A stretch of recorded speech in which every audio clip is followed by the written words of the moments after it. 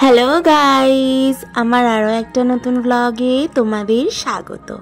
আজকে আমার বাড়িতে এসেছে আমার কিছু আত্মীয়। তার জন্য এই যে আমার দিদি এখানে আমাকে একটু রান্নায় হেল্প করে দিচ্ছে। আর আমি এখানে চিলি চিকেন বানাবো বলে চিলি চিকেনের পকোড়াগুলো ভেজে নিচ্ছি।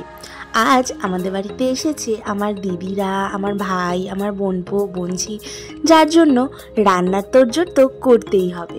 এই যে এখানে মিক্স রাইস করব বলে আমি সবজিগুলোকে ভেজে নিচ্ছি, আর পাশের কড়াইতে কিন্তু চিলি চিকেনের পকোড়াগুলো ভাজা হচ্ছে। আর আমার শেষদি আমাকে তো একটু হেল্প করছেই সব সময়। আর এখানে এবারে আমার রাইসটাও কমপ্লিট হয়ে গেছে। সমস্ত সবজিগুলো ভেজে নিয়ে রাইসে একসাথে মিক্স করে নিয়েছি। আর রাইসটাতে কিন্তু আমি একটুখানি ডিমও দিয়ে দিয়েছিলাম। এই যে দেখো, আমার কিন্তু এখানে রাইস কমপ্লিট হয়ে গেছে। এবারে আমি চিলি চিকেনটাও করে নেব। বাচ্চারা খাবে, একটু তো তাড়াতাড়ি রান্না করতে হবে, তাই না? তাই এখানে চিলি চিকেনের সবজিগুলোকে ভেজে নিচ্ছি, আর রান্নার ফাঁকে ফাঁকে একটু ওদের সবাইয়ের সাথে আড্ডাও মেরে আসছি। এই যে দেখো, আমার ভাই আমার ছেলের সাইকেলটা চাপতে খুব ভালোবাসে, তাই ও মাঝে মাঝেই ওর সাইকেলে চেপে পড়ছে। আর এখানে টুপান খেলতে খেলতে চোখে লেগে গেছে, ওর মা আবার চোখে একটু ওর শেক দিয়ে দিচ্ছে। আর বাবান গিয়েছিল স্কুল থেকে এসে ও স্নান সেরে আর চিলি চিকেনের পকোড়া খাচ্ছিল বসে বসে।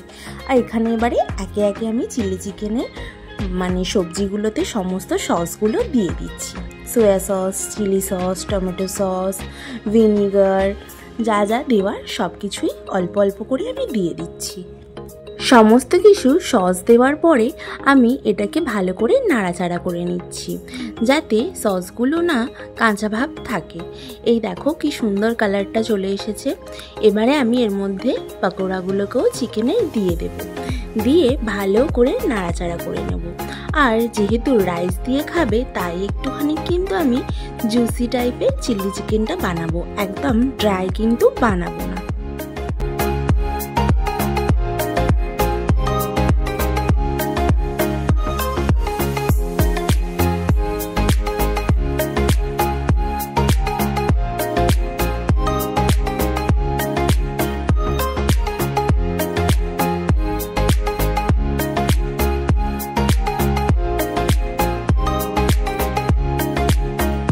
কর্নফ্লাওয়ার দেওয়ার পরে কিন্তু এটাকে আর বেশিক্ষণ গ্যাসের ওপরে রাখা যাবে না, কারণ এটা পুরো বসে যাবে।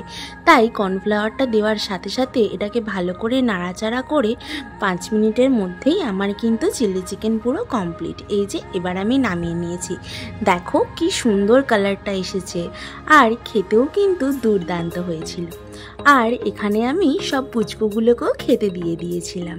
যেহেতু অনেকটা দুপুর হয়ে গিয়েছিল, তাই এদের সবাইকে খেতে দিয়ে দিয়েছিলাম। ওই যে ওরা সবাই খাচ্ছে। তারপরে ওদের খাওয়ার পরে আমরাও এখানে খেতে বসে গিয়েছিলাম। আর এই যে আমার কাকিমাও এসছে। এবার খাওয়া দাওয়ার পরে ওরা তো আর স্থির হয়ে বসবে না, সব কটাই পুচকু, তাই ভীষণ বদমাইশি করছিল। তাই ঠিক করলাম সবাই মিলে একটুখানি ঘুরতে যাওয়ার। কোথায় ঘুরতে যাচ্ছি? এই যে আমাদের এখানে হাওড়াতেই হয়েছে মেট্রো, গঙ্গার নিচে দিয়ে। তো সবাই মিলে ঠিক করলাম চলো সেখানেই ঘুরে আসা যাক, একটু মেট্রো চেপেই আসা যাক। তাই যেমন বলা তেমন কাজ, সবাই মিলে বেরিয়ে পড়লাম মেট্রো চাপতে। এই যে আমরা মেট্রো স্টেশনে ঢুকে পড়েছি। চারিদিকটা একটু ঘুরে ঘাড়ে দেখছিলাম, খুব সুন্দর জায়গাটা ছিল। আর ম্যাপ করে করে কত সুন্দর এইগুলোকে বুঝিয়ে দিয়েছে। এই যে আমরা এবারে মেট্রোয় উঠে পড়েছি, কিন্তু মেট্রোতে এত ভিড় ছিল সেটা বলার জন্যই, পা গলানোর মতোই জায়গা ছিল না। কিন্তু সেই ফাঁকেই আমরা একটুখানি ভিডিও করে নিয়েছিলাম। এই যে এই ব্লু লাইটটা যেখানটা যাচ্ছে সেখানটাই হচ্ছে গঙ্গার নিচে। সবাই মিলে গঙ্গার নিচে দিয়ে যেতে খুবই ভালো লাগছিল, কিন্তু ভিড়টাও খুব ছিল আর গরমটাও খুব ছিল।